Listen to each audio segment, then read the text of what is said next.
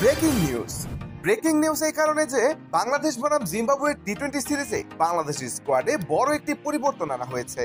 Bangladesh cricket বোর্ডের player নির্বাচক আব্দুর রাজ্জাক এই খবরটি জানিয়েছেন। জিম্বাবুয়ের বিপক্ষে বাংলাদেশের এই স্কোয়াডে শেষ 2 ম্যাচের জন্য 3টি পরিবর্তন আনা হয়েছে, আর তার জন্য পূর্বের স্কোয়াড থেকে বাদ দেওয়া হয়েছে পারভেজ হোসাইন ইমন, আফিফ হোসেন ধ্রুব এবং শরীফুল ইসলামকে।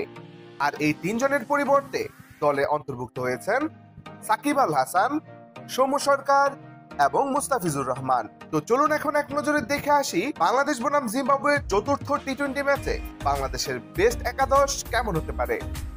Number 1 Tanzid Hasan Tamim, opening batsman. Number 2 Soumya Sarkar, opening batsman. Number 3 Najmul Hossain Shanto, captain.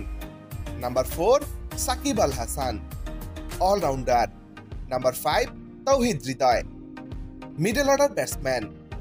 Number 6 Mahmudullah Riyad, batting allrounder. Number 7 Jaker Ali Anik, wicket keeper batsman. Number 8 Rishad Hossain, bowling allrounder. Number 9 Mustafizur Rahman, fast bowler. Number 10 Taskin Ahmed, fast bowler. And number 11 Mohammad Saifuddin, fast bowler.